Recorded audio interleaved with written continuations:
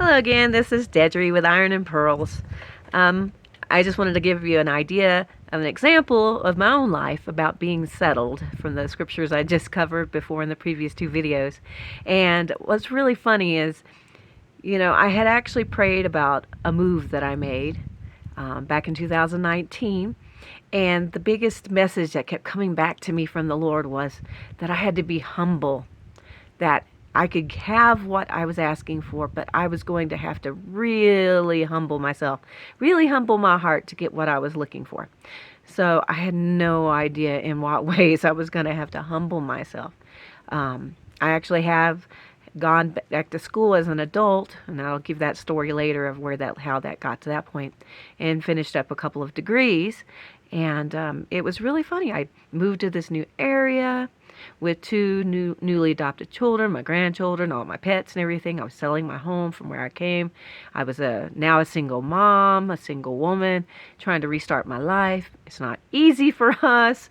It's hard to find places to live with kids and pets out of the blue, but my family found this place that's felt like home to them for the first time, which was wonderful for kids you adopted from foster care. So, long story short, we decided to live in this place. Well, thankfully it was the warm months, so we spent probably almost 5 months living in tents until we got to the colder weather to try to get something and to get a job and to get reestablished where I was living. And so I decided to go down to the employment center in town, because that's where you should go, is little workforce centers or employment centers, when you're ready to get a good job. And I applied for all of these jobs. I mean, resume, hours and hours a day. I ended up putting in 65 resumes in a town that kept saying, "Oh, we desperately need people. We're hiring. We're hiring." No, they're not. They weren't hiring. They weren't desperate at all. They were actually, I guess, just fulfilling something they had to do for the labor board, because they weren't hiring. Because if they would have been hiring, they would have hired me, because I had 30-something years of experience in most of the things that they wanted. And I was willing to accept the pay that they were trying to give me. So, single mom, trying to start over. But I ended up skipping across something that kept popping up at the workforce center. There was a job opening as a scale operator for the landfill. Okay. Now, funny story about that is, back when I was 18 and pregnant with my first child, I got a job that kept me from having to stand on my feet because I had a high-risk pregnancy. And that job was working overnight at a cotton gin inside a little booth as a seed counter. So, yeah, you actually turn a little manual, little clicker dial that tells you this many clicks. This is when they need to take the cotton bale off and weigh it for you. And you keep track of the owners, buyers, samples, you name it. So anyway, but that's what I did. So when this job popped up at the workforce center as a scale operator at the landfill, I was just like, and I put it off.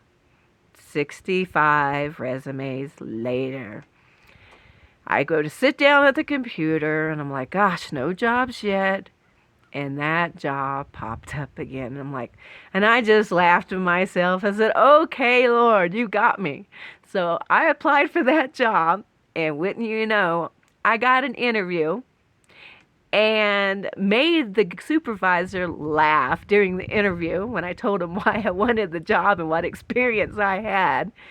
And I was the first woman, and I think the only woman that they've ever had, work at that scale house as a scale operator, because you actually have to be smart to do that job. You're not just running a scale and weighing trucks coming in and trucks going out with materials and offloading materials for both commercial and private citizens, but you are also keeping records for the EPA, for the federal regulations for the government. You are opening up shop. You are keeping all the accounting, and you are doing all the bank deposits in the afternoon. You are opening and closing this place. And it doesn't matter if it's rain, shine, or snow. Unless the winds get above 35 miles per hour for more than 30 minutes, you're there. And that's what you're doing. and they're giving you money, they're giving you benefits. You're working with the city. I was working with the town. So it was not a bad job, and I actually ended up with a really great boss there. But it was very humbling because not only was it working in an industry I hadn't worked in and since I was basically a kid, a young adult kid, but I was also like a really hugely overqualified to run this scale.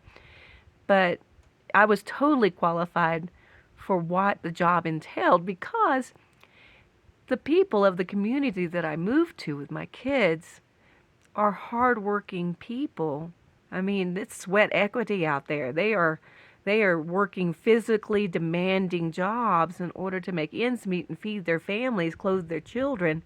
This is really wonderful people that's trying. And that gave me a chance as a new citizen in that town to meet those hardworking people, to understand their plight, to really get to know them. It was very humbling. So the Lord is really good. You just got to watch out for those things He sends to you because He will answer your prayers. He expects you to step out on faith, that invisible step. And you might not always understand why He's putting you where you are. But if He says He's going to humble you, He will humble you. And it was a wonderful experience. And I don't regret it for a minute.